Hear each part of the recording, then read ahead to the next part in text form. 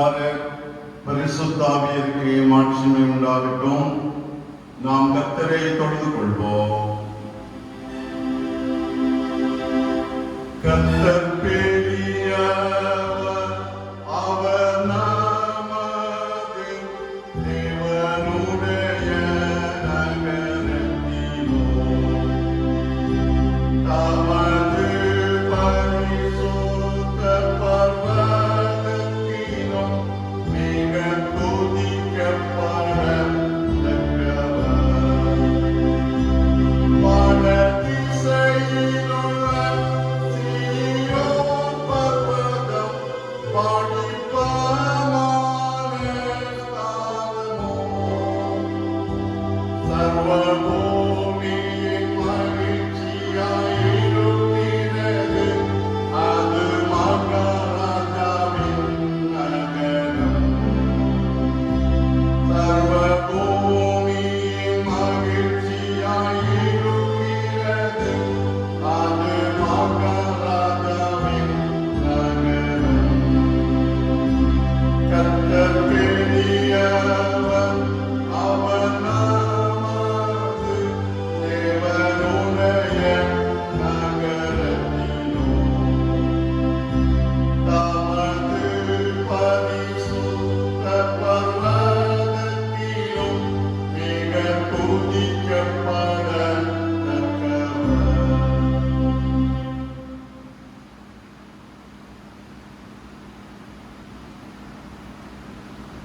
பூமியின் குடிகளே, எல்லாரும் கர்த்தரை கம்பீரமாய் பாடுங்கள். மகிழ்ச்சியோடு கர்த்தருக்கு ஆராதனை செய்து ஆனந்த சத்தத்தோடு அவர் சந்நிதி முன் வாருங்கள். கர்த்தரே தேவன் என்று அறியுங்கள். நாம் அல்ல, அவரே நம்மை உண்டாக்கினார். நாம் அவர் ஜனங்களும் அவர் மேய்ச்சலின் ஆடுகளுமாய் இருக்கிறோம். இது கர்த்தர் உண்டு பண்ணின நாள், இதிலே கடைகோர்ந்து மகிழக்கிடவோம். நம்மை உண்டாக்கின கர்த்தருக்கு முன்பாக நாம் பணிந்து குனிந்து முழங்கால் படியிட கிடவோம். வாருங்கள், ஜெபம் செய்வோம். பரிசுத்தர் பரிசுத்தர் பரிசுத்தர் என்று வானசேனைகளால் ஓயாமல் ஸ்தோத்தரிக்கப்படுகின்ற மகா பரிசுத்தமும் மட்டில்லாத கிருபையும் இரக்கமும் நிறைந்த அன்பின் பரலோக பிதாவே, மகிழ்ச்சியான ஆசீர்வதிக்கப்பட்ட பரிசுத்தமான இந்த ஓய்வு நாளுக்காக நாங்கள் உமக்கு நன்றி செலுத்துகிறோம். உம்மை துதிக்கிறோம், உம்மை ஸ்தோத்தரிக்கின்றோம்.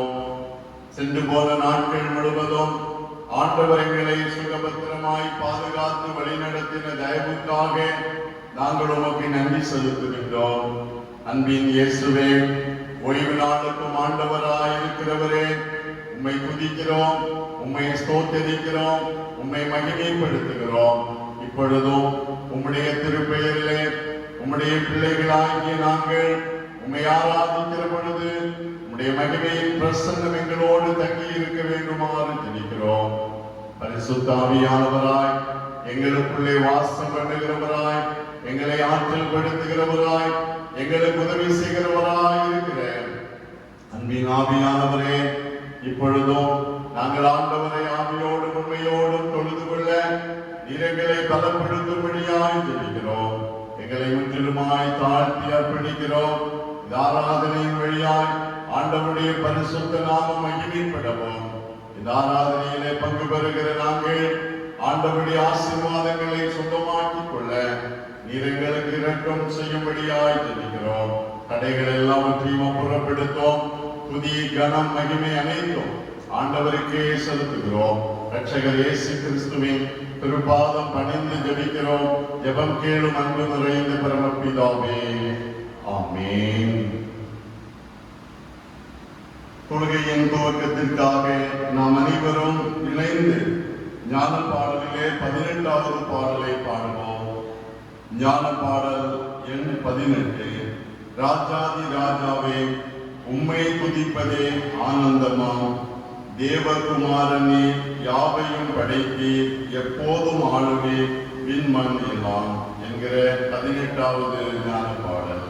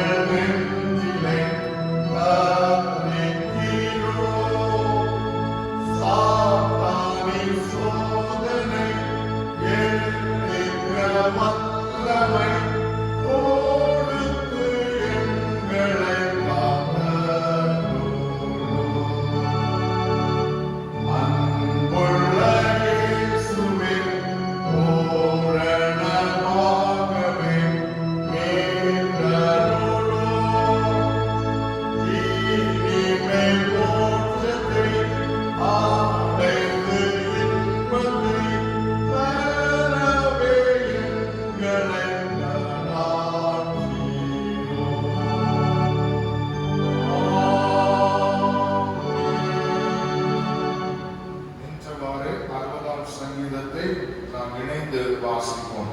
சங்கீதம் 60 பழைய ஏற்பாட்டின் பக்கம் 706வது பக்கத்திலே இருக்கிற சங்கீதம் 60 நாம் அனைவரும் இணைந்து வாசிப்போம்.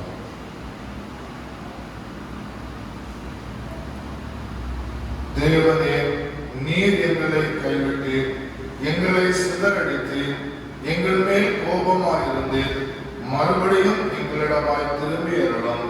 பூமியை அதிர பண்ணி அதை வெடிப்பாக்கினீர், அதன் வெடிப்புகளை பொருந்த பண்ணும், அது அசைவிட்டது. உம்முடைய ஜனங்களுக்கு கடினமான காரியத்தை காண்பித்து தத்தளிப்பின் மதுபானத்தை எங்களுக்கு குடிக்க கொடுத்தீர். சத்தியத்து நிமித்தம் ஏற்றும்படியாக உமக்கு பயந்து நடக்கிறவர்களுக்கு ஒரு கொடியை கொடுத்தீர். உமது பிரியர் விடுவிக்கப்படும்படி உமது வலது கரத்தினால் ரட்சித்து எனக்கு செவி கொடுத்தருளும். தேவன் தமது பரிசுத்தத்தை கொண்டு விளங்கினார், ஆகையால் களி கூறுவேன். சீகேமை பங்கிட்டு சுக்கோத்தின் பள்ளத்தாக்கை அளந்து கொள்வேன். கீலேயாத் என்னுடையது, மனாசேயும் என்னுடையது. எப்ராயிம் என் தலையின் பலன், யூதா என் நியாய பிரமாணிகன். மோவாப் என் பாத பாத்திரம், ஏதோமின் மேல் என் பாதரட்சையை எரிந்து போடுவேன். பெலிஸ்தியாவே, என் நிமித்தம் ஆர்ப்பரித்துக்கொள். அரணான பட்டணத்திற்குள் என்னை நடத்தி கொண்டு போகிறவர் யார்? ஏதோ மட்டும் எனக்கு வழிகாட்டுகிறவர் யார்? எங்கள் சேனைகளோடு புறப்படாமல் இருந்த தேவரீர் அல்லவோ, எங்களை தள்ளிவிட்டிருந்த தேவரீர் அல்லவோ. இக்கட்டில் எங்களுக்கு உதவி செய்யும் மனுஷருடைய உதவி இருந்தார். தேவனாலே பராக்கிரமம் செய்வோம், அவரே எங்கள் சத்துருக்களை விதித்து போடுவார்.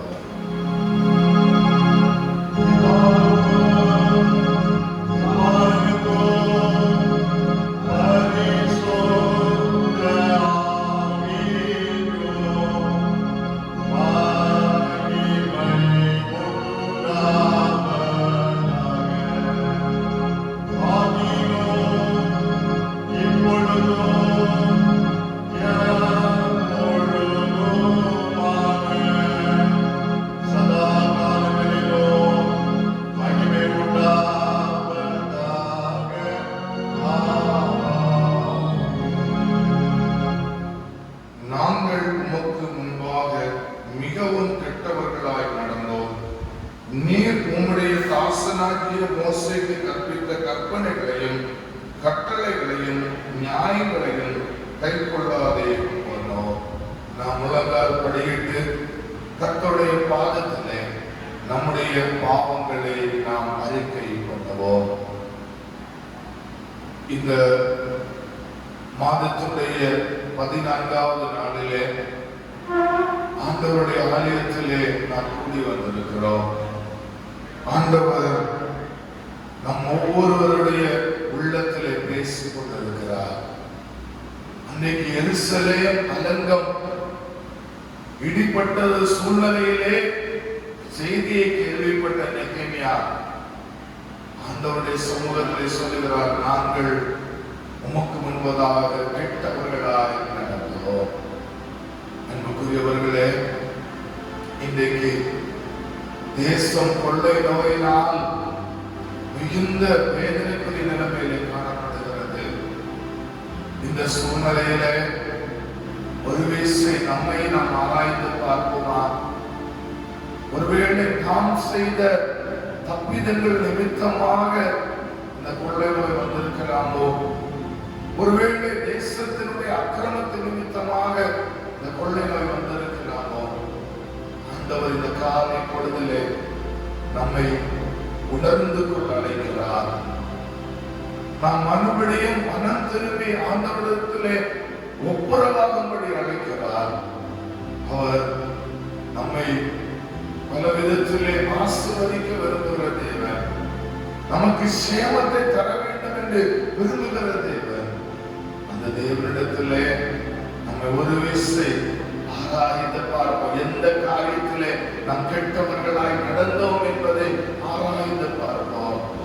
அவருடைய ஆலயத்தை அசட்டை பண்ணினோம், அவருடைய வேத வசனங்களை அசட்டை பண்ணினோம், அவருடைய பிள்ளைகளுக்கு விரோதமாய் பல காரியங்களை செய்தோம். இப்படி கர்த்தருக்கு எதிரான பல சூழ்நிலைகளை நாம் தெரியாமல் பாவம் செய்திருக்கிறோம். அதெல்லாம் கர்த்தாவே எங்களை மன்னியும் என்று சொல்லி கேட்போமா? ஆண்டவர், நாங்கள் கெட்டவர்களை நடந்தது உண்மைதான் அப்பா. இந்த நேரத்தில் எங்களை உணர்த்தி இருக்கிறீங்கப்பா. எங்களை ஒரு விஷயம் மன்னிங்க என்று சொல்லி கேட்போமா? எங்கள் பிள்ளைகள் ஒருவேளை உங்களுடைய வேதத்துக்கு விரோதமாய் நடந்திருக்கிறார், அதெல்லாம் மன்னிங்க. எங்க முற்பிதாக்கள் நடந்திருக்கிறார், அதெல்லாம் மன்னிங்க என்று சொல்லி அந்த இடத்திலே நம்முடைய பாவங்களை நாம் அறிக்கை செய்வோம். ஏனென்று சொன்னால் ஆண்டவர் நம்மளே மன்னிப்பை தர விரும்புகிறார். நாம் புதிய வாழ்வு வாழ்வதற்கு அவர் விரும்புகிறார். அந்த ஆண்டவரிடத்திலே நாம் இப்போது இருக்கிற இந்த கஷ்டம் மாற, நாம் படுகிற இந்த வேதனைகள் மாற, ஆண்டவரே எங்களை மன்னியமே சொல்லா. நாங்கள் பாவம் செய்தோம் ஆண்டவரே, நாங்கள் அக்கிரமம் செய்தோம் அப்பா. உம்முடைய வேதத்தை கேளாமல் நடந்தோம், உம்முடைய வேதத்தை வார்த்தைக்கு நாங்கள் செவி கொடுக்காமல் எங்கள் மனதோடு நடந்தோம் ஆண்டவரே. எங்களை மன்னியும் என்று சொல்லி, எங்களை மன்னியும் என்று சொல்லி அந்த இடத்திலே நம்மை முழுமையாக அர்ப்பணம் செய்வோமா? நான் பாவிதான், ஆனாலும் நீ மாசற்ற ரத்தம் சிந்தினேன், வா என்று என்னை கூப்பிட்டேன், என் மீட்பரே வந்தேன் வந்தேன் என்று சொன்ன பக்தரோடு இணைந்து நாம் ஆண்டோடு பாடி நம்முடைய பாவங்களை அறிக்கை பண்ணுவோம். நான்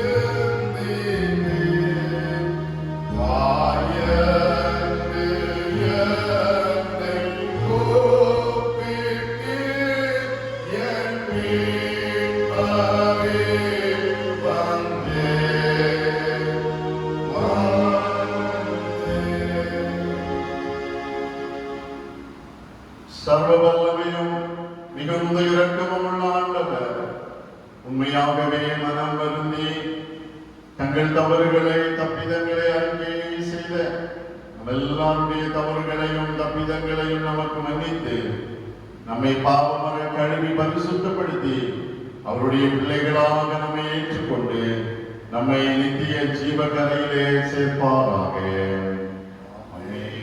ஆண்டவருடைய சமூகத்திலே பாவ அறிக்கை செய்தனால் இப்போது கர்த்தர் நமக்கு செய்த எல்லா நன்மைகளுக்காக அவருக்கு நன்றி செலுத்துவோம்.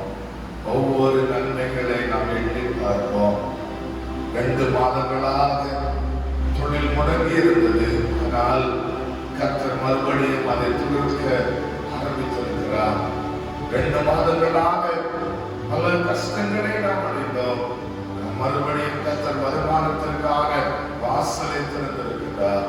அதோடு கூட நாம் இந்த நாட்களில் இந்த கொடுமையான இந்த வைரஸினுடைய தாக்குதலுக்கு நாம் அங்கே உட்புகாதபடிக்கு கர்த்தருடைய இரத்தம் நம்மை வேரில் அடைத்துக் கொண்டிருக்கிறதற்காக நாம் கர்த்தரை ஸ்தோத்திரிப்போம். நம்முடைய பிள்ளைகளை கர்த்தர் வேரில் அடைத்துக் கொண்டிருக்கிறதற்காக நாம் கர்த்தரை ஸ்தோத்திரிப்போம். நமக்கு தெரிந்தவர்கள் தூர தேசத்தில் இருக்கிறார்கள், தூர மாநிலங்களிலே தூர மாவட்டங்களில் இருக்கிறார்கள். கர்த்தர் ஒவ்வொருவரையும் இந்த நாட்களிலே பாதுகாத்துக் கொண்டு வருகின்றாரே, அதை எண்ணி நாம் கர்த்தருக்கு நன்றி செலுத்துவோமா? ஒவ்வொரு நாளும் நாம் எந்த விதத்திலே கஷ்டமடையாதபடி இந்த பல விதத்திலே நெருக்கடியான சூழ்நிலையிலும் அன்றன்றுள்ள தேவைகளை கர்த்தர் நமக்கு சந்தித்து வருகின்றார். அதற்காக நம் கர்த்தருக்கு நன்றி செலுத்துவோம். அதோடு கூட பல விதத்திலே சத்துருவானவன் நம்மை விழுங்க வேண்டும் என்று சொல்லி எதிர்பார்த்த நிலையிலே அவனுடைய பற்களுக்கு இரையாக நம்மை ஒப்புக்கொடாமல் ஒவ்வொரு நாளும் பாதுகாத்த ஆண்டவரை நாம் உள்ளத்தின் ஆழத்திலிருந்து நாம் நன்றி செலுத்துவோம். விலகின நேரத்தில் எல்லாம் கர்த்தர் நம்மை தாங்கி இருக்கிறார். பல சோர்ந்த நேரத்தில் எல்லாம் கர்த்தர் நம்மோடு இருந்து நம்மை தட்டி கொடுத்து நம்மை பலப்படுத்தி இருக்கிறார். நமக்கு வந்த எல்லா விதமான இக்கட்டான சூழ்நிலையிலிருந்து நம்மை விடுவித்த நம்முடைய அருமை ரட்சகரை உள்ளத்தின் ஆழத்திலிருந்து ஆண்டவருக்கு நன்றி செலுத்தி நம்ம 14 நாட்கள் அளவும் ஆண்டவருடைய கிருபை நம்மோடு இருந்ததற்காக அவருக்கு நன்றி செலுத்துவோம். அவருடைய இரக்கத்தை அவர் ஒவ்வொரு நாளும் நமக்கு வெளிப்படுத்தி வந்திருக்கிறார். அதற்காக நன்றி செலுத்துகிறோம். அது மாத்திரமல்ல, நம்ம இன்னும் உயர்த்துவேன், இன்னும் உங்களை ஏற்றுவேன் என்று சொல்லி நமக்கு வாக்குத்தத்தம் தந்திருக்கிறாரே. அந்த ஆண்டவருக்கு உள்ளத்தின் ஆழத்திலிருந்து நன்றி செலுத்தி நாம் அவரை மகிமைப்படுத்துவோம்.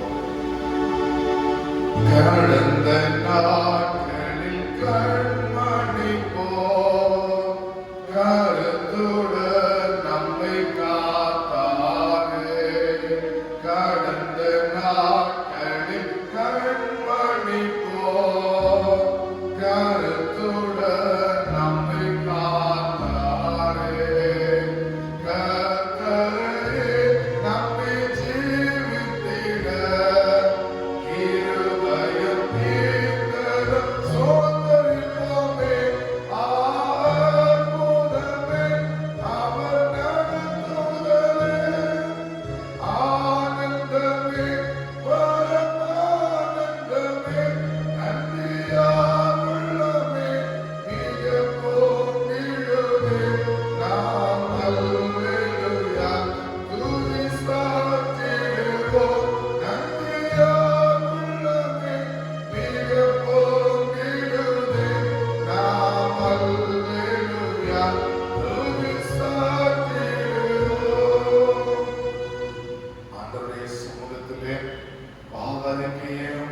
நன்றி ஜபத்தை எடுத்துக்கலாம். இவர்களெல்லாம் ஒன்றிணைத்து இயேசு கிறிஸ்து நமக்கு கற்பித்த ஜபத்தை இணைந்து எடுப்போமா? பரமண்டலில் இருக்கிற எங்கள் பிதாவே, உம்முடைய நாமம் பரிசுத்தப்படுவதாக, உம்முடைய ராஜ்யம் வருவதாக, உம்முடைய சித்தம் பரமண்டலத்திலே செய்யப்படுவது போல பூமியிலும் செய்யப்படுவதாக. எங்களுக்கு வேண்டிய ஆகாரத்தை நீர் எங்களுக்கு தாரும். எங்கள் கடனாளிகளை நாங்கள் மன்னிக்கிறது போல எங்கள் கடன்களை எங்களுக்கு மன்னியும். எங்களை சோதனை பிரவேசிக்க பண்ணாமல் தேவனுக்கு ரட்சித்துக் கொள்ளும்.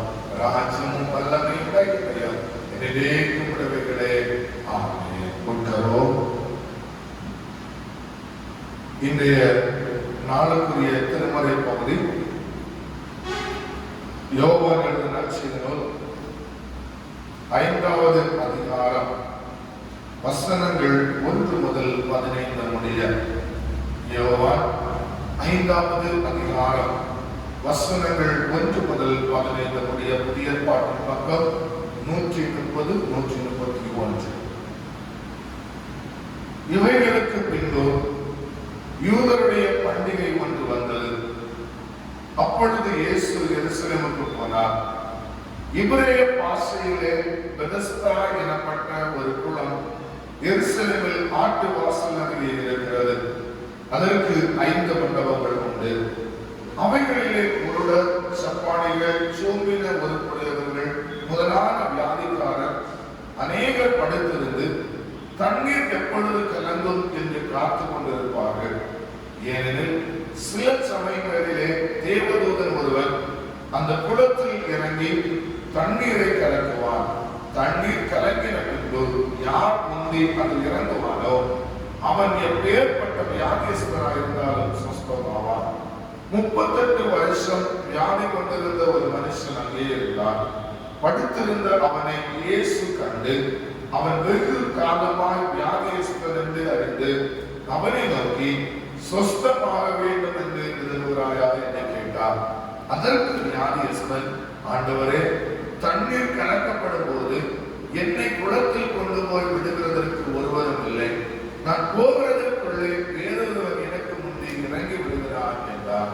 இயேசு அவரை நோக்கி, எழுந்திரு, உன் படுக்கையை இழுத்துக் கொண்டு நட என்றார். உடனே அந்த மனுஷன் சுஸ்தமாகி தன் படுக்கையை எடுத்துக் கொண்டு நடந்து போனார். அந்த நாள் ஓய்வு நாளாக இருந்தது. ஆதலால் யூதர்கள் குணமாக்கப்பட்டவரை நோக்கி, இது ஓய்வு நாளாக இருக்கிறது, படுக்கை எடுத்துக்கொண்டு போகிறது உனக்கு நியாயம் அல்ல என்றார்கள். அவன் அவர்களுக்கு பிரதியுத்தரமாக, என்னை சொஸ்தமாக்கினவர் உன் படுக்கையை எடுத்துக்கொண்டு நடவென்று எனக்கு சொன்னார் என்றார். அதற்கு அவர்கள், உன் படுக்கையை எடுத்துக்கொண்டு நடவென்று உன்னுடைய சொன்ன மனுஷர் யார் என்று அவனிடத்தில் கேட்டார்கள். சுஸ்தமாக்கப்பட்டவன் இன்னார் என்று அறியவில்லை. அவ்விடத்தில் ஜனங்கள் கூட்டமாக இருந்தபடியால் இயேசு விலகியிருந்தார். அதற்கு பின்பு இயேசு அவனை தேவாலயத்தில் கண்டு, இதோ நீ சுஸ்தமானாய், அதிக கேடானது உனக்கு வராதபடி இனி பாவம் செய்யாது என்றார். அந்த மனுஷன் போய் தன்னை சுஸ்தமாக்கினவர் இயேசு என்று யூதர்களுக்கு அறிவித்தார் என்பதை வாசிக்கும்படியாக கொடுக்கப்பட்ட திருமறை பகுதி வாசிக்க முடிந்தாயிற்று. கிறிஸ்துவுக்கே மகிமை உண்டாவதாக.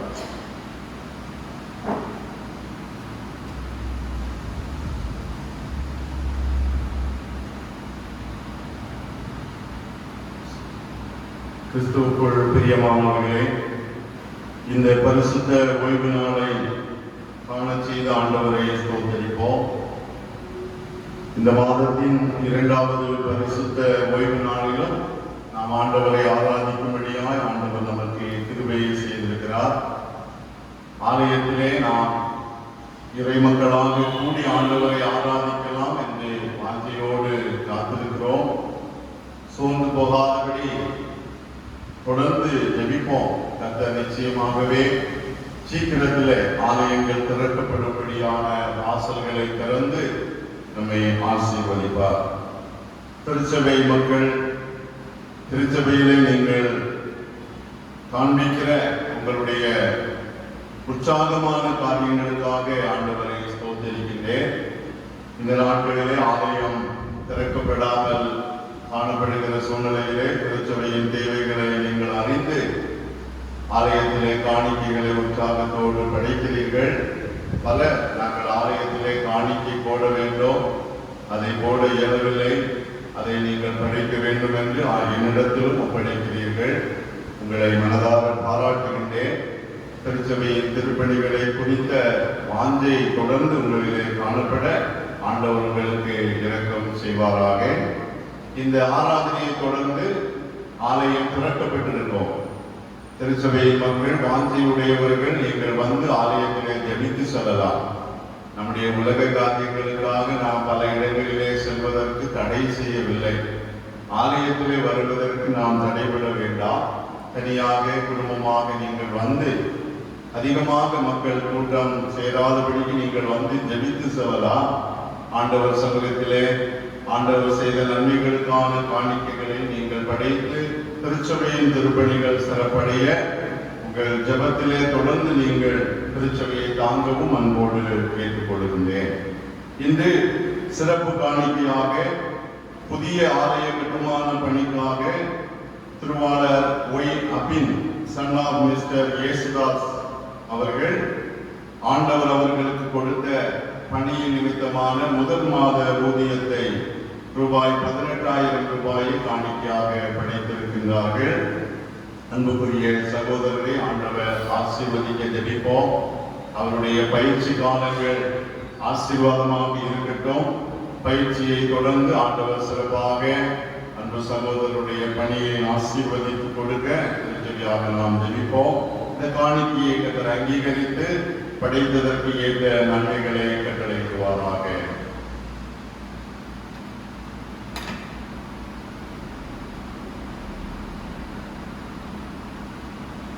இந்த நாளின் சிந்தனைக்காக தெரிந்து கொள்ளப்பட்ட திருமறையின் பகுதி நாம் நற்செய்தி பாடமாக படிக்க கேட்ட பரிசுத்த யோவான் நற்செய்தி நூல் 5ஆம் அதிகாரம் 6வது வசனம். யோவான் நற்செய்தி நூல் 5ஆம் அதிகாரம் 6வது வசனம். படுத்திருந்த அவனை இயேசு கண்டு அவன் வெகு காலமாய் வியாதியஸ்தன் என்று அறிந்து அவனை நோக்கி, சொஸ்தமாக வேண்டும் என்று விரும்புகிறாயா என்று கேட்டார். சொஸ்தமாக வேண்டும் என்று விரும்புகிறாயா என்று கேட்டார். அமர்ந்த வண்ணமாக தலைகளை தாழ்த்தி ஜெபிப்போம்.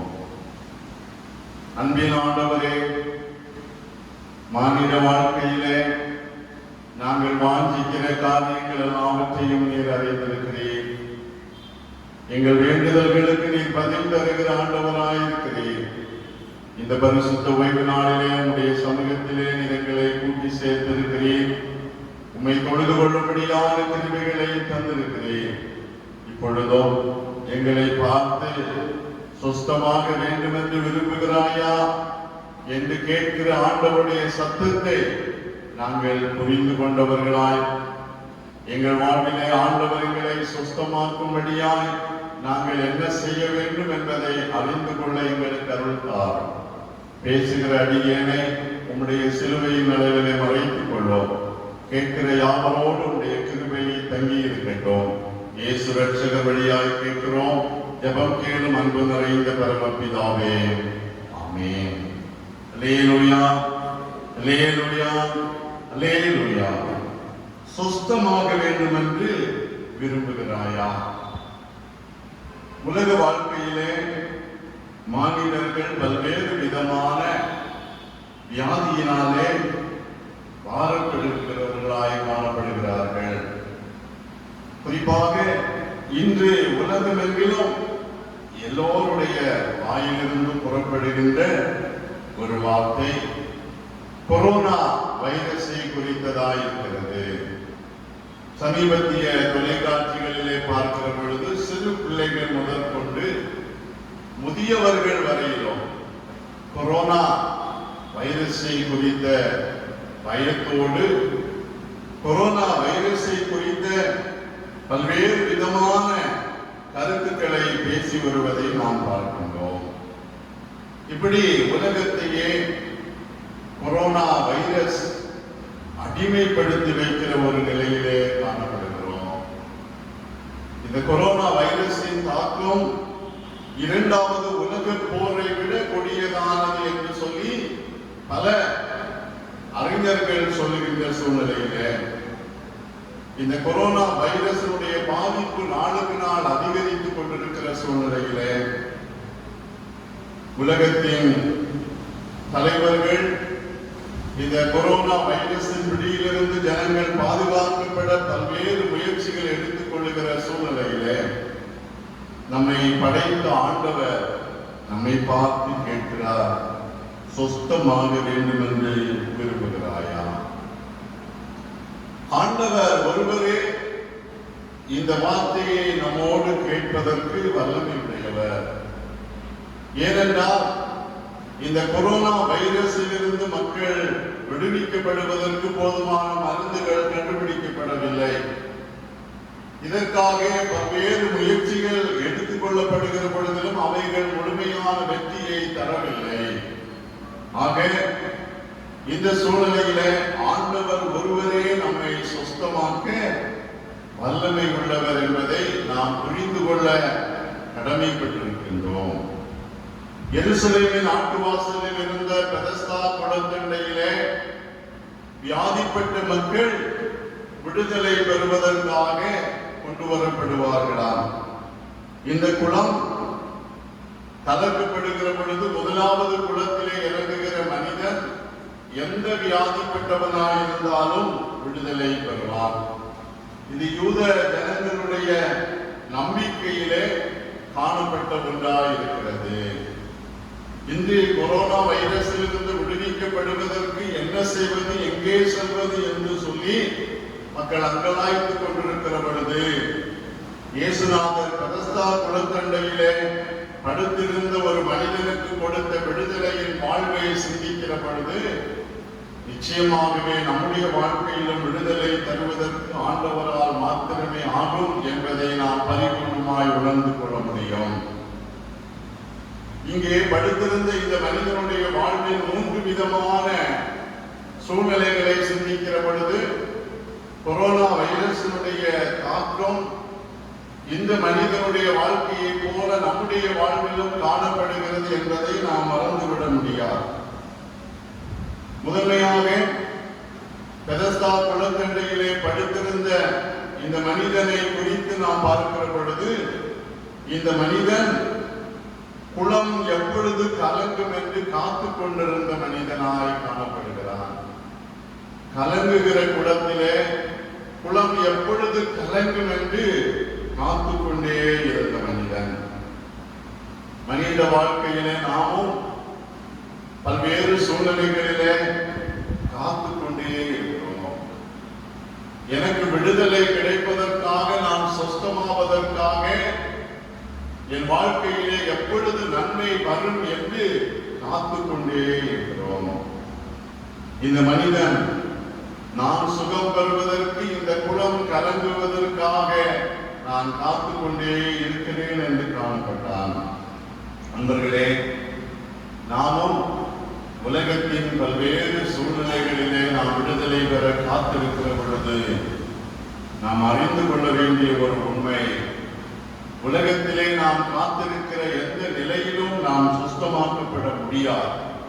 ஆனால் குளம் கலங்குவதற்கு மேலாக நம்மை காண்கிற ஆண்டவர் நம்மை தேடி வருகிறவர் என்பதை நாம் அறிந்து கொள்ள வேண்டும்.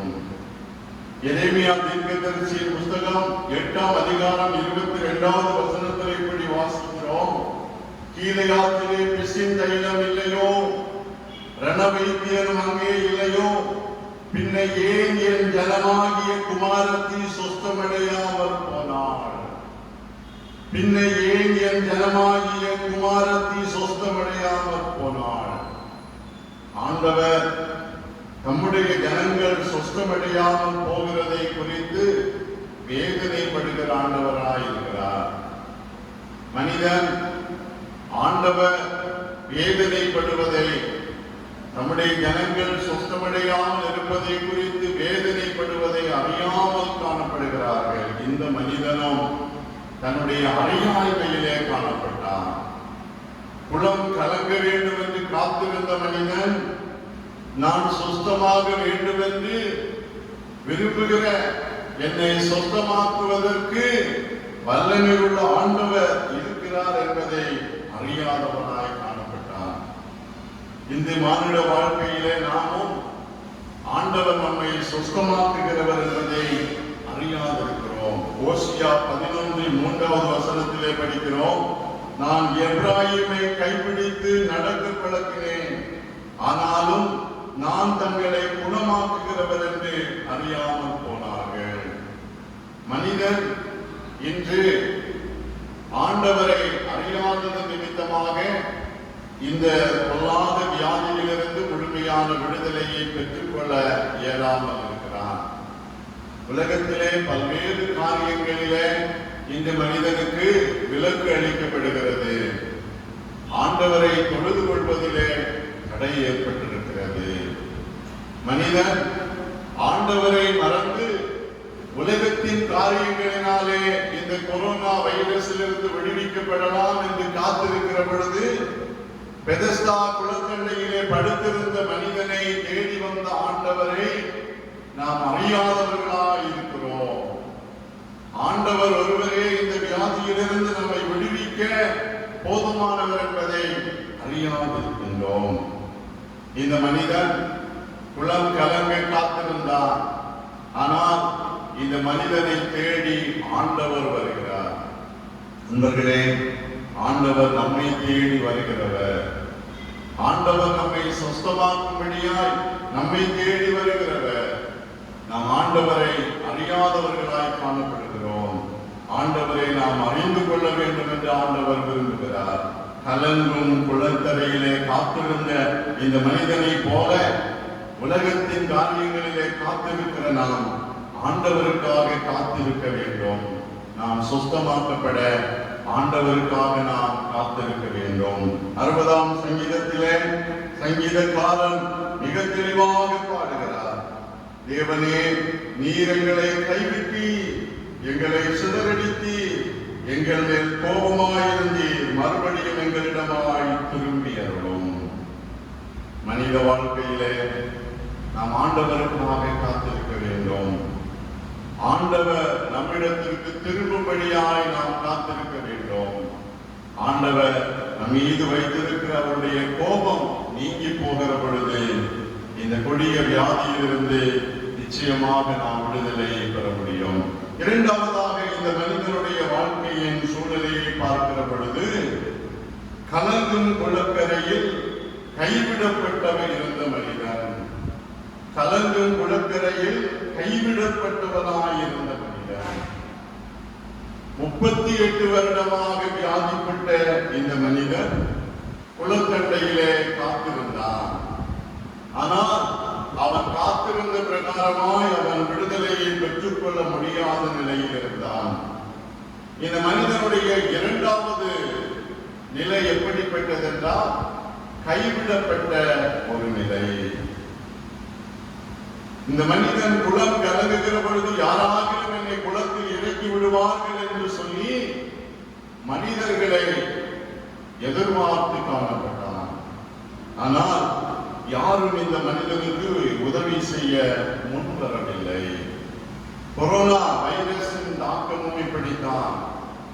இந்த சூழ்நிலையிலே நமக்கு உதவி செய்வதற்கு யாரும் வர இயலாது. ஏனென்றால் இந்த வியாதியினால் தாக்கப்பட்டவர்கள் தனிமைப்படுத்தப்படுகிறார்கள். தனிமைப்படுத்தப்படுவது மாத்திரமல்ல, பல்வேறு பரிசோதனைகளுக்கு உட்படுத்தப்படுவார்கள். இவைகளினாலே மனிதர்கள் இன்னொருவருக்கு உதவி செய்வதற்கு முன்வரவில்லை. இந்த வியாதியிலே பாதிக்கப்பட்ட மக்களுக்கு ட்ரீட்மெண்ட் செய்கிற மருத்துவர்களும் பாதிக்கப்படுகிறார்கள்.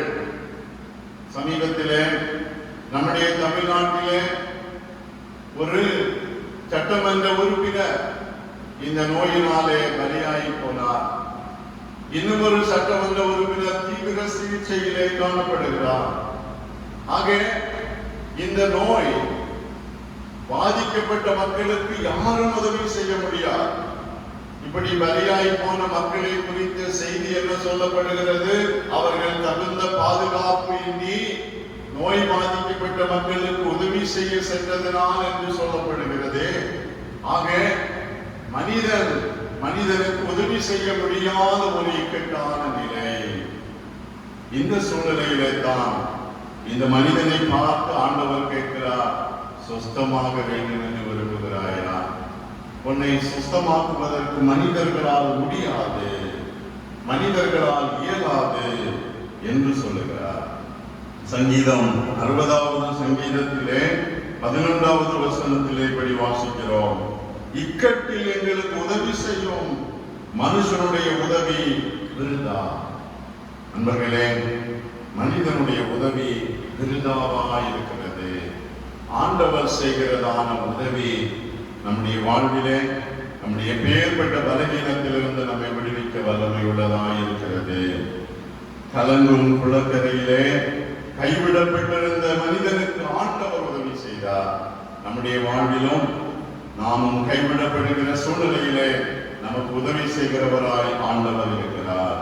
மூன்றாவதாக இந்த மனிதனுடைய வாழ்க்கையினுடைய மூன்றாவது நிலை எப்படிப்பட்டதென்றால், கலங்கும் குளத்தில் கலங்கி போயிருந்த மனிதன்.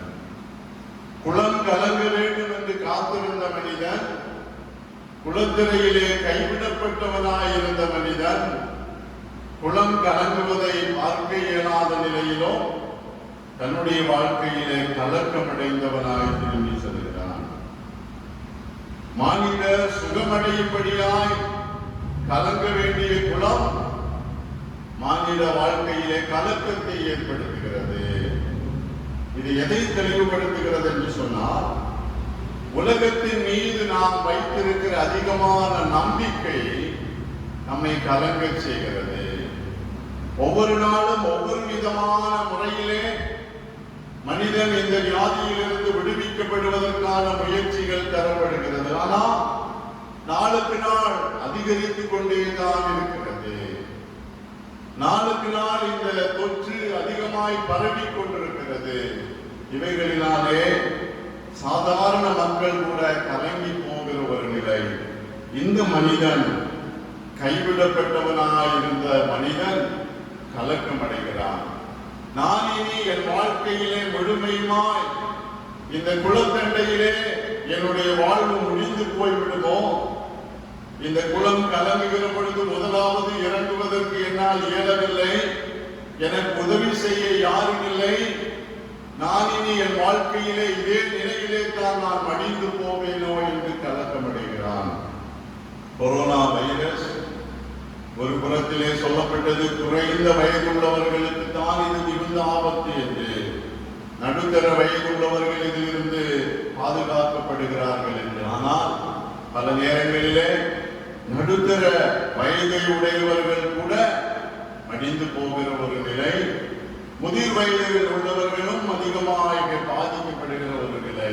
ஆகவே இந்த நோய் யாரை எப்படி எந்த விதத்திலே மனித வாழ்க்கையிலே வேதனையை கொடுக்கும் என்பதை புரிந்து கொள்ள முடியாத கலக்கத்தோடு இருக்கிற பொழுது ஆண்டவர் நம்மை தேடி வருகிறவர் உன் படுக்கையை எடுத்துக்கொண்டு நட என்று சொல்லி இந்த மனிதனை பார்த்து சொன்னது போல நம்முடைய வாழ்க்கையிலும் அவர் விடுதலையை தருகிறவராயிருக்கிறார்.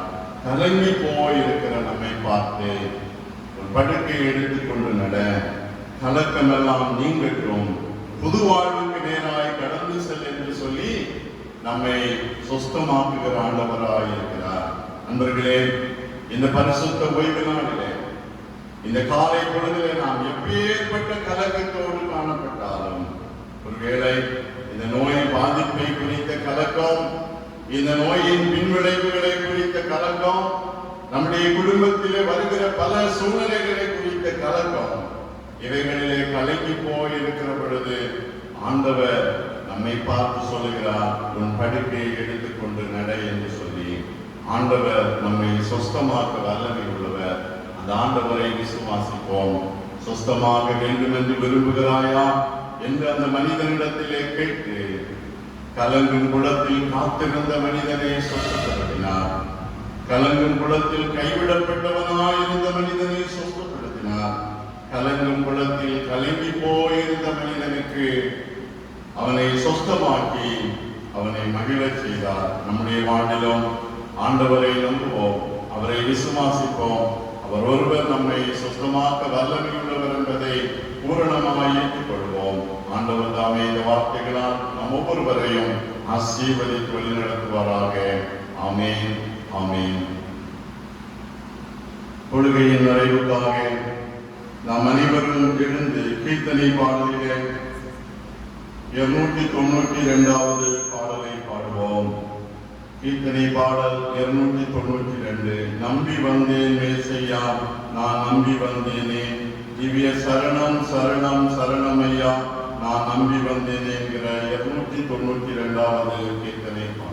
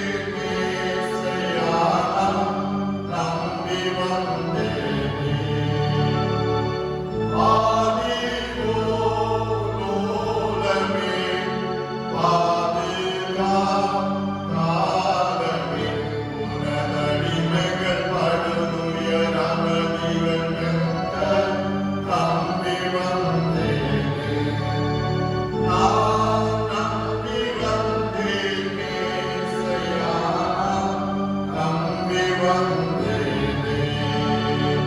திவ்ய சரணம் சரணம் சரணம் ஐயா, நம்பி வந்தேனே. நம்முடைய விசுவாசத்தை பொதுவான அப்போஸ்தலர் விசுவாச அறிக்கையின் வழியாய் அறிக்கை செய்வோம். வானத்தை பூமியை படைத்த சர்வ வல்லமையுள்ள பிதாவாகிய கடவுளை விசுவாசிக்கிறேன். அவருடைய ஒரே குமாரனாகிய நம்முடைய நாதர் இயேசு கிறிஸ்துவை விசுவாசிக்கிறேன். அவர் பரிசுத்த ஆவியினாலே கன்னிமரியாளிடத்தில் உற்பவித்து பிறந்தார். பொந்திய பிலாத்துவின் காலத்தில் பாடுபட்டு சிலுவையில் அறையுண்டு மரித்து அடக்கம் பண்ணப்பட்டு பாதாளத்தில் இறங்கினார். மூன்றாம் நாள் மரித்தோடு எழுந்தருளினார். பரமண்டலத்துக்கு ஏறி சர்வ வல்லமையுள்ள பிதாவாகிய கடவுளின் வலதுபாசத்திலே வீற்றிருக்கிறார்.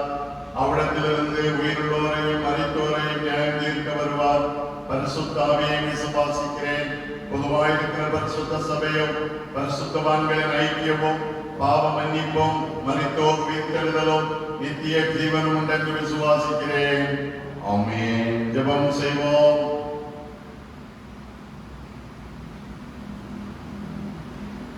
ஒரே ஒரு வார்த்தை சொன்னாரே,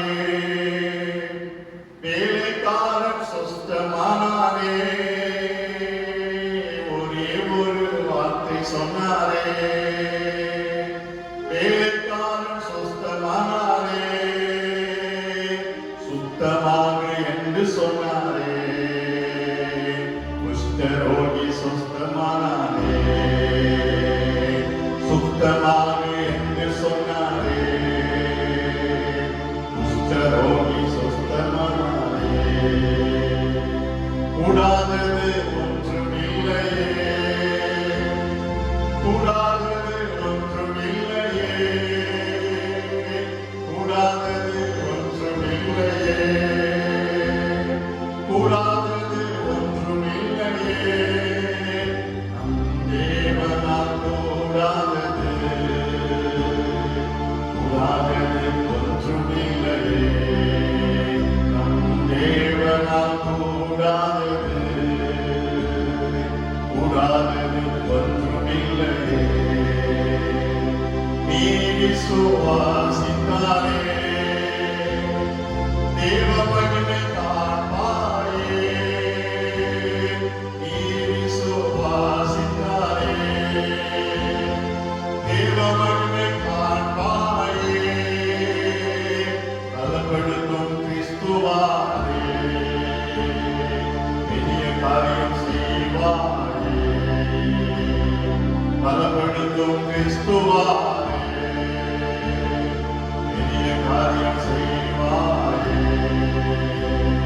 கூடாதது ஒன்றுமில்லையே, கூடாதது ஒன்றுமில்லையே,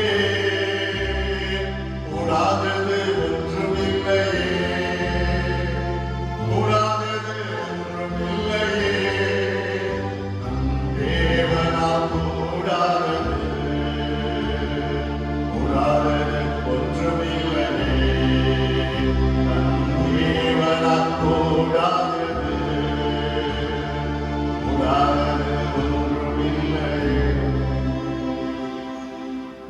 சொஸ்தமாக வேண்டும் என்று விரும்புகிறாயா என்று கேட்டு கலங்கும் குளக்கரையிலே கலக்கத்தோடு இருந்த மனிதனுக்கு சுகத்தை கொடுத்த ஆண்டவரே, கைவிடப்பட்டவனாயிருந்த மனிதனுக்கு விடுதலை கொடுத்த ஆண்டவரே, குளம் கலங்கும்படியாய் காத்திருந்த மனிதனை சொஸ்தமாக்கின ஆண்டவரே, இந்த பரிசுத்தமான ஓய்வு நாளிலே உம்முடைய சமூகத்திலே காத்திருக்கிற எங்களையும் நீர் சொஸ்தமாக்க வல்லமையுள்ள ஆண்டவராய் இருக்கிறீர். ஸ்தோத்திரம்.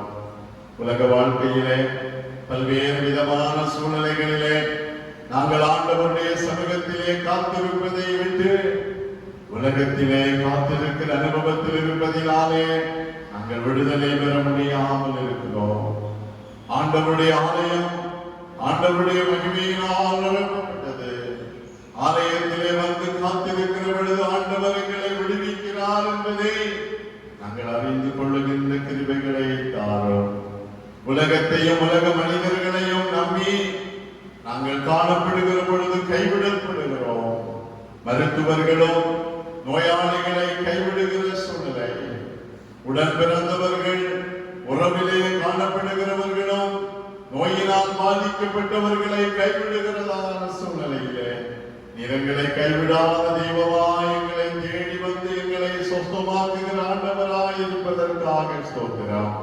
உலக வாழ்க்கையிலே நாங்கள் பல்வேறு நிலைகளிலே கலங்கி போகிறோம்.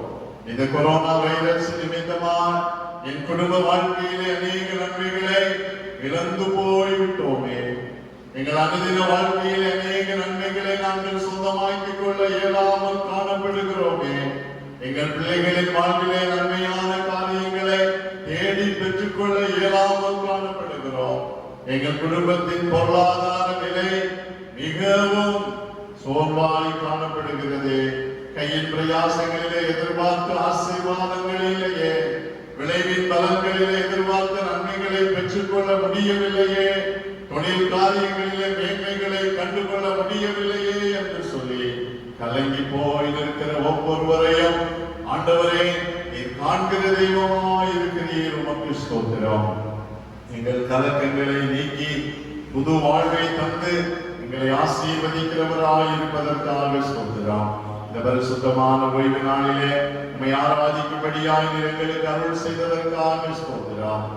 ஆலயத்திலே நாங்கள் ஒரு சிலராய் கூடி ஆண்டவரை தொழுது கொள்ள நீர் எங்களுக்கு அருள் செய்கிறீர், ஸ்தோத்திரம். வீடுகளிலே அமர்ந்து ஒலிபெருக்கியின் சத்தத்தினூடாக ஆராதனையை கவனிக்கிற ஒவ்வொருவர் வாழ்விலும் ஆண்டவருடைய நன்மைகள் பரிபூர்ணமாய் காணப்பட நீர் அருள் செய்யும்படியாய் ஜெபிக்கிறோம். ஆண்டவரே இந்த ஆலயத்திற்காக ஸ்தோத்திரம். இந்த ஆலயத்தை நேசித்து ஆண்டவருடைய நாமத்தை மகிமைப்படுத்த எங்களுக்கு அனுகிரகம் செய்வதற்காக ஸ்தோத்திரம். திருச்சபையின் திருப்பணிகள் ஒவ்வொன்றையும் சிறப்பாய் செய்து நிறைவேற்ற கர்த்தர் எங்களுக்கு பலன் தர வேண்டுமாறு ஜெபிக்கிறோம். ஆலயத்தின் திருப்பணிகளிலே எந்த குறைவுகளும் இல்லாதபடி எல்லா காரியங்களிலும் ஆண்டவருடைய சித்தத்தை நிறைவேற்றும்படியான கிருபைகளை தாரும். ஆலயத்தை குறித்த நல்ல வாஞ்சியை ஜனங்களுக்கு ஆண்டவர் தந்திருக்கிறேன். ஆலயத்திலே நன்மை உண்டாக வேண்டும், ஆலயத்தின் காரியங்களே சிறப்பாய் அமைய வேண்டும் என்கிற வாஞ்சியை ஒவ்வொருவருக்கும் ஆண்டவர் தந்திருக்கிறீர், ஸ்தோத்திரம். தொடர்ந்து அப்பேற்பட்ட விதத்திலே ஆலயத்தின் வழிபடைகளிலே எங்களை அர்ப்பணித்து வாழுகின்ற கிருபைகளை ஆண்டவர் எங்களுக்கு தருவீராக. இந்த நாளின் ஆராதனையிலும் நம்முடைய சமூகத்திலே படைக்கப்பட்டிருக்கிற காணிக்கைகளுக்காக நாங்களுமே நோக்கி ஜெபிக்கிறோம். ஆண்டவர் அருமையான தம்முடைய மகன் அபினுக்கு தந்திருக்கிற வேலைக்காக ஸ்தோத்திரம். இந்த வேலையிலே பிரவேசித்து முதல் மாத ஊதியத்தை நம்முடைய ஆலய பிரகாரத்திலே காணிக்கையாய் படைத்திருக்கிற தம்முடைய மகனை ஆசீர்வதியும். பயிற்சி காலங்கள் ஆசீர்வதிக்கப்படட்டும். தொடர்ந்த பணியிலும் உடைய கிருபை இருக்கட்டும். அருமையான அந்த குடும்பத்தை மென்மேலும் ஆசீர்வதியும். எந்த விதமான அந்த காலத்தின் வல்லமைகளும் நம்முடைய பிள்ளைகளை மேற்கொள்ளாதபடி கர்த்தர் பாதுகாத்துக் கொள்வீராக. அன்பின் தெய்வமே, திருச்சபையின் எல்லா குடும்பங்களையும் கர்த்தர் ஆசீர்வதிப்பீராக. திருச்சபையை சுற்றிலும் இருக்கிற எல்லா ஜனங்களையும் கர்த்தர் ஆசீர்வதிக்கும்படியாய் துதிக்கிறோம். இப்பொழுதும் ஒலிபெருக்கியின் சத்தத்தினூடாக இந்த ஜெபத்திலே இணைந்து ஆண்டவரை நோக்கி பார்க்கிற ஒவ்வொருவர் மீதும் ஆண்டவர் மனம் இறங்கும். எந்தெந்த சூழ்நிலையிலே கலங்கி போனவர்களாய் கைவிடப்பட்டவர்களாய் காத்திருக்கிறார்களோ ஒவ்வொருவர் வாழ்விலும் எங்கள் ஆண்டவருடைய நன்மைகளை பரிபூர்ணமாய் பெற்றுக்கொள்ள ஆண்டவர் உதவி செய்யும்படியாய் ஜெபிக்கிறோம். தேசத்திலே வேகமாய் பரவுகிற கொரோனா வைரஸின் வெளியிலிருந்து கர்த்தரை பரிபூர்ணமாய் விடுவிக்கும்படியாய் ஜெபிக்கிறோம். தொடர்ந்த நாட்களிலே மறுபடியும் லாக்டவுன் வந்துவிடுமோ என்கிற அச்சத்திலே காணப்படுகிற பொழுது எங்கள் ஆண்டவர் மனம் இறங்கி இந்த வைரஸின் தாக்கத்திலிருந்து கர்த்தர் விடுதலை தாரும். ஆலயங்கள் திறக்கப்பட வேண்டுமே. நாங்கள் ஆண்டவரை ஆராதித்து அநேக நாட்கள் ஆகிவிட்டதே. எங்கள் இருதயத்திலே இருளடைந்த சூழ்நிலையாய் காணப்படுகிறது. ஆலயத்திலே சென்று ஆண்டவரை தொழுது கொள்ள இயலவில்லையே என்று காத்திருக்கிற நம்முடைய பிள்ளைகளுக்கு ஆண்டவர் இறங்குவீராக. சீக்கிரத்திலே ஆலயத்திலே ஆண்டவரை தொழுது ஆண்டவரை மகிமைப்படுத்தும்படியான கிருபைகளை கர்த்தர் எங்களுக்கு தர வேண்டுமாறு ஜெபிக்கிறோம். அன்பின் ஆண்டவரே, அருமையான பிள்ளைகள் படித்துக் கொண்டிருக்கிற பிள்ளைகளுக்காய் ஜெபிக்கிறோம். 10ஆம் வகுப்பு தேர்விலே ஆண்டவர் கொடுத்த வெற்றிக்காய் ஸ்தோத்திரம். உயர்கல்வி ஆசீர்வாதமாக அமையட்டும். எதிர்பார்க்கிற உயர்கல்வியை, எதிர்பார்க்கிற கல்வி கூடங்களிலே பயிலும்படியாய் கர்த்தர் பிள்ளைகளுக்கு இறங்கும் ஐயா. இந்த நாட்களிலே கல்வி கற்பதற்கு அதிகமான பண தேவைகள் காணப்படுகிற சூழ்நிலையில கர்த்தர் எல்லாவற்றையும் பொறுப்பேற்றுக் கொள்வீராக. ரிசல்ட்டுக்காய் காத்திருக்கிற பிள்ளைகளோடு கிருபை இருக்கின்றோம். நல்ல வெற்றியை தாரும். கல்லூரி தேர்வுகள் எழுத ஆயத்தப்படுகிற பிள்ளைகளோடு கிருபை இருக்கின்றோம். வேலை காரியங்களுக்காக தேர்வுகளை எழுதி பல்வேறு விதங்களிலே முயற்சி செய்கிற பிள்ளைகளை கர்த்தர் கண்ணோக்கிப்பார். தடைகளை எல்லாம் கர்த்தர் நீக்கி போடுவீராக. அன்பின் தெய்வமே, எங்கள் கையின் பிரயாசங்கள் ஆசீர்வதிக்கப்படட்டும். குடும்பத்தின் தேவைகள் எல்லாம் சந்திக்கப்படட்டும். ஆண்டவரே, மனபாரத்தோடு கலக்கத்தோடு கண்ணீரோடு காணப்படுகிற நம்முடைய பிள்ளைகள் ஒவ்வொருவர் வாழ்க்கையிலும் ஆண்டவர் தருகிற விடுதலை பரிபூர்ணமாய் வெளிப்பட வேண்டுமாறு ஜெபிக்கிறோம். ஆண்டவர் எங்களுக்கு தருகிற புதிய வாரம் எங்களுக்கு ஆசீர்வாதமாக அமையட்டும். புதிய நன்மைகளினால், புதிய கிருபைகளினால் கர்த்தர் நிரப்புவீராக. தீமைகளுக்கும் துன்பங்களுக்கும் ஆபத்துகளுக்கும் எல்லாம் எங்களை விலக்கி பாதுகாத்துக் கொள்ளும்படியாய் ஜெபிக்கிறோம். உடைய பாதத்தில் எங்களை முற்றிலுமாய் தாழ்த்துகிறோம். குறைகள் எல்லாம் மன்னியும். இரட்சகர் இயேசு கிறிஸ்துவின் பரிசுத்தமுள்ள நாமத்திலே தாழ்மையோடு ஜெபிக்கிறோம். ஜெபம் கேளும். அன்பும் இரக்கமும் நிறைந்த பரமபிதாவே, ஆமென். ஒன்றாக ஆட்சி செய்கிற திரியேக தேவனாகிய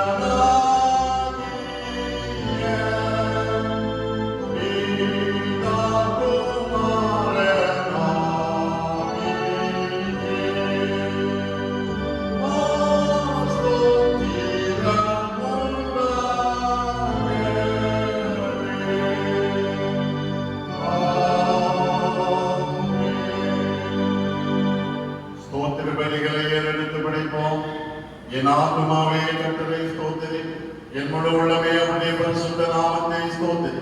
என் ஆத்துமாவே கர்த்தரை ஸ்தோத்திரி, கர்த்தர் செய்த சகல உபகாரங்களையும் மறவாதே. ஆமென். நம்முடைய ஆண்டவரும் இரட்சகருமாய் இருக்கிற இயேசு கிறிஸ்துவின் கிருபையும் பிதாவாகிய கடவுளின் அன்பும் தூய ஆவியானவரின் திருவுறவும் இன்றும் என்றுமான சதா காலங்களிலும் நம் அனைவரோடும் தங்கியிருப்பதாக.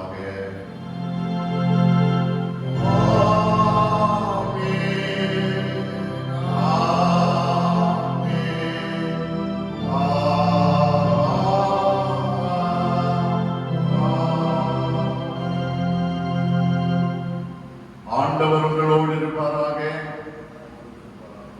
ஆண்டவர் அருளுகிற சமாதானம் இன்றும் என்றும் சதா காலங்களிலும் நம் அனைவரோடும்